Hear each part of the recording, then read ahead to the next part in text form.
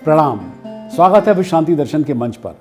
विश्व शांति, विज्ञान और अध्यात्म से जुड़े इस चैनल की संकल्पना की है वर्ल्ड पीस डोम के रचयिता, जी हाँ, विश्वधर्मी प्रोफेसर डॉक्टर विश्वनाथ दा कराड़ जी ने।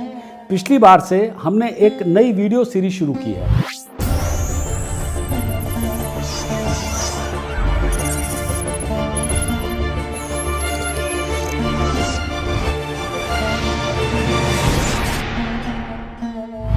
आपको मैंने cardiac surgeon doctor Shailesh Mehta और नन्ही बच्ची के ऑपरेशन की एक कहानी सुनाई थी कि किस प्रकार डॉक्टर मेहता का डॉक्टरी विज्ञान और बच्ची का मासूम अध्यात्म एक दूसरे को कॉम्प्लीमेंट कर रहे थे, एक दूसरे के पूरक थे। अब यहां से आगे बढ़ते हैं और जानने कि धर्म और अध्यात्म में क्या फर्क है। सच्चाई तो यह है कि हम में से ज्यादातर लोग धर्म और अध्यात्म की जानकारी के विषय में भ्रमित रहते हैं, कंफ्यूज है। धर्म कुछ शिक्षाओं पर आधारित है, उसकी कुछ सीमाएं हैं, उसके नियम और कानून हैं जो निर्धारित हैं। धर्म हमारे जीवन के मार्ग का पथ प्रदर्शन करता है। इस मार्ग की लेकिन एक कठोर सीमा है जो हमें धर्म प्रदान करता है। धर्म वो आध्यात्मिकता है जिसकी बागडोर किसी संस्था के हाथ में होती है। इसीलिए विश्व में विभिन्न प्रकार के धर्म प्रचलित हैं, जैसे हिंदू, सिख, बौद्ध, ईसाई, मुस्लिम वगैरह वगैरह, और उनकी विभिन्न प्रकार की मान्यताएं हैं, उनकी परंपराएं हैं और उनके अपने सिद्धांत हैं, उनके विभिन्न प्रकार के पूजा के तौर तरीके हैं।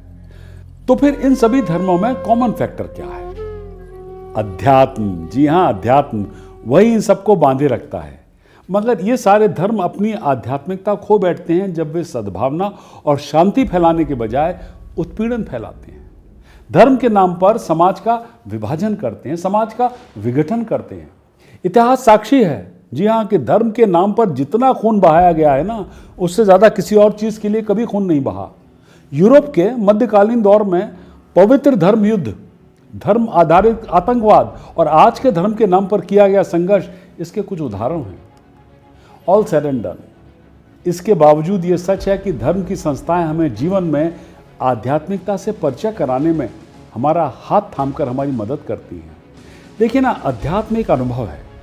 जैसा कि स्वामी विवेकानंद ने कहा था कि आपको अंदर से विकसित होना है। कोई भी शिक्षक आपको सिखा नहीं सकता है और न ही आपको आध्यात्मिक बना सकता है। हाँ, केवल वो आपको मार्ग दिखा सकता है।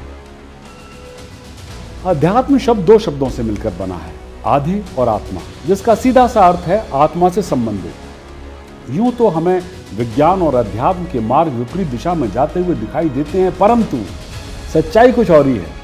अब देखिए ना, कुछ वर्ष पहले भारत ने चंद्रयान 2 के मोस्ट अवेटेड इस शेड्यूल को लॉन्च किया था, चांद पर जाने का। इसरो के पूर्व अध्यक्ष के सिवन चंद्रयान मिशन की सफलता के लिए पूजा करने तिरुपति मंदिर में थे। यह जानकर हमारे मन में एक प्रश्न उठता है, एक विश्व स्तर पर प्रसिद्ध, प्रशंसित, सुपर कुशल इसरो जैसे वैज्ञानिक संगठन को अपनी सफलता के लिए भगवान के आशीर्वाद की आवश्यकता क्यों है? क्या जरूरत है?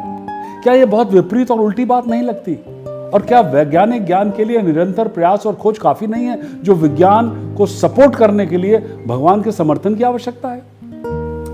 अध्यात्म हमें जीवन में अर्थ खोजने में मदद करता है, हमारे वैल्यू सिस्टम या मूल्यों को फाउंडेशन प्रदान करता है, ताकि हम स्वयं, दूसरों और हमारे आसपास की दुनिया के साथ व्यवहार करने के तौर तरीके में मार्गदर्शन कर सकें। अल्बर्ट आइंस्टीन ने एक बार कहा था, किसी भी समस्या को उसी कॉन्शियसनेस से हल नहीं किया जा सकता जिस कॉन्शियसनेस से या चेतना से उस समस्या का जन्म हुआ है। हमें दुनिया को एक नए रूप से देखना होगा, सीखना होगा। दरअसल अध्यात्म एक ऐसा दृष्टिकोण है जो पॉजिटिव है, सकारात्मक है और हर किसी में, हर चीज में सिर्फ सर्वश्रेष्ठ दिखता है, बेस्ट दिखता है। देखा जाए तो अध्यात्म हमारे अंदर की शांति की खोज के लिए एक आंतरिक यात्रा है और इसी के द्वारा मानव जाति में प्यार से जियो और जीने दो की हमारी सोच को बढ़ावा भी मिलता है और हमारी विश्व शांति की धारणा मजबूत होती है, जिसके लिए इतने सालों से डॉक्टर कराड़ काम कर रहे हैं।